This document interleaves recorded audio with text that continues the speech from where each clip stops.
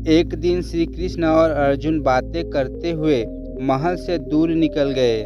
मार्ग में उन्होंने एक गरीब ब्राह्मण को भिक्षा मांगते हुए देखा। अर्जुन को उस ब्राह्मण पर दया आ गई, अतः उन्होंने उसे सोने के सिक्के से भरी एक थैली दे दी। ब्राह्मण बहुत प्रसन्न हुआ और वो सिक्के लेकर घर की ओर चल दिया। जंगल के रास्ते में उसे एक चोर मिल गया, जिसने उसके सिक्के लूट लिए। ब्राह्मण बहुत दुखी हुआ, मेरा भाग्य ही खराब है, यह कहता हुआ और भाग्य को कोसता हुआ ब्राह्मण पुनः भिक्षा मांगने आ गया। अगले दिन जब अर्जुन और कृष्ण उधर से गुजरे तो उन्होंने फिर से उस ब्राह्मण को भीख मांगते हुए देखा। वो उसके पास पहुँचे तो उन्हें चोरी की बात पता चली। अर्जुन ने फिर से उस पर दया करते हुए उसे एक बड़ा सा हीरा दे दिया। ब्राह्मण हीरा लेकर घर पहुंचा। उसने हीरा एक पुराने से घड़े में रख दिया, जिसका प्रयोग नहीं होता था, और सोने चला गया। अगले दिन ब्राह्मण के उठने से पहले उसकी पत्नी पानी भरने नदी की ओर गई। पानी भर के लाते समय उसके हाथ से घड़ा फिसल कर गिर गया और टूट गया। ब्राह्मण की पत्नी को याद आया कि घर में एक पुराना घड़ा है जिसका प्रयोग नहीं होता। उसने सोचा क्यों ना आज उसी में पानी भर लाया जाए। वो घर आई, वही घड़ा उठाया और वापस पानी भरने चल दी। नदी में जब उसने घड़ा डुबाया तो हीरा घड़े से निकलकर पानी में बह गया। जब वो घर आई तो उसने देखा ब्राह्मण पूरे घर में कुछ खोज फिर रहा है। ब्राह्मण ने जब अपनी पत्नी के हाथ में उस घड़े को देखा और घड़े में सिर्फ पानी भरा देखा तो वह समझ गया क्या हुआ होगा। हताश निराश ब्राह्मण पुनः अगले दिन भिक्षा मांगने उसी स्थान पर पहुंच गया। संयोग की बात, अर्जुन और कृष्ण कहीं से उसी रास्ते लौट रहे थे। उसका ध्यान फिर उसी ब्राह्मण की तरफ गया। उत्सुकतावश वो उसके पास पहुँचे और उसे पूछा कि अब आपको भीख मांगने की क्या आवश्यकता पड़ गई। ब्राह्मण ने फिर अपनी राम कहानी सुनाई।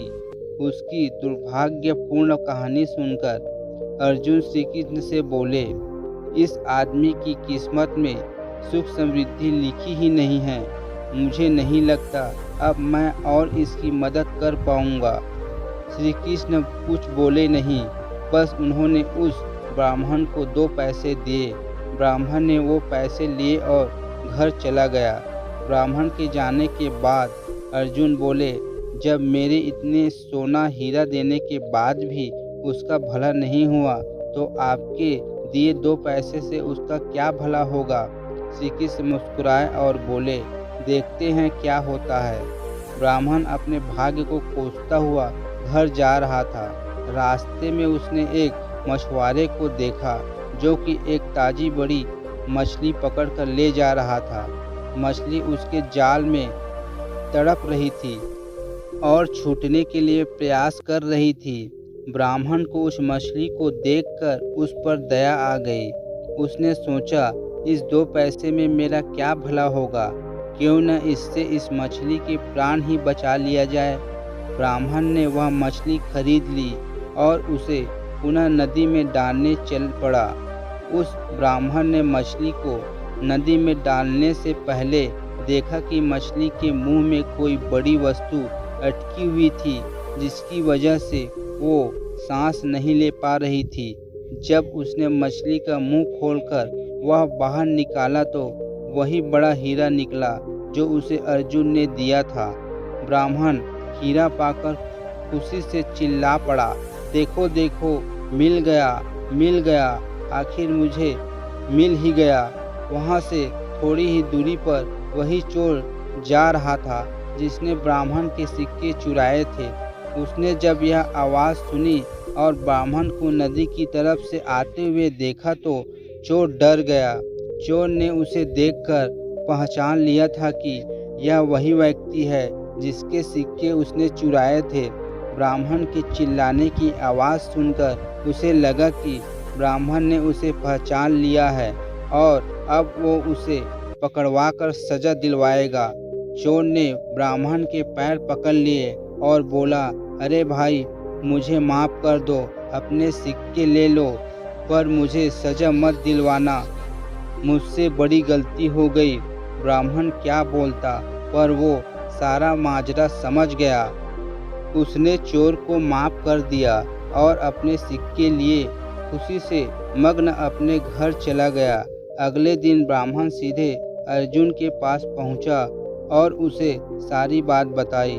ब्राह्मण ने अर्जुन को धन्यवाद दिया और चला गया। उसके जाने के बाद अर्जुन श्री कृष्ण से बोले, हे प्रभु, यह क्या चमत्कार है। मेरे सिक्के और हीरे तो उसकी सहायता नहीं कर पाए, पर आपके दिए 2 पैसे ने कमाल कर दिया। इसका कारण जरा स्पष्ट करें। श्री कृष्ण बोले, अर्जुन, यह चमत्कार नहीं, सृष्टि का नियम है जिस पर दुनिया काम करती है। जब उसके पास ढेर सारे सिक्के और हीरे थे तो वह सिर्फ अपने बारे में, अपनी ज़रूरतों के बारे में ही सोच रहा था। लेकिन जब उसके पास 2 पैसे थे तो भी उसने उस मछली के भले के लिए खर्च कर दिए। इसलिए फिर उस ब्राह्मण की ज़रूरतों की जिम्मेदारी मैंने ले ली। हे अर्जुन, सत्य तो यह है कि जब तुम किसी दूसरे व्यक्ति के दुख दर्द से द्रवित होते हो या अपने सिवा किसी और की ज़रूरतों की चिंता करते हो, उन लोगों के दुख दूर करने और उसकी ज़रूरत पूरा करने का प्रयास करते हो, तो तुम भगवान के कार्य में हाथ बटा रहे होते हो। फिर तुमको अपनी चिंता करने की आवश्यकता नहीं, तुम्हारी ज़रूरत भगवान खुद पूरी करेंगे। दोस्तों, कहानी पसंद आई हो तो वीडियो को लाइक और शेयर करें और चैनल पर पहली बार आए हो तो सब्सक्राइब करें। धन्यवाद।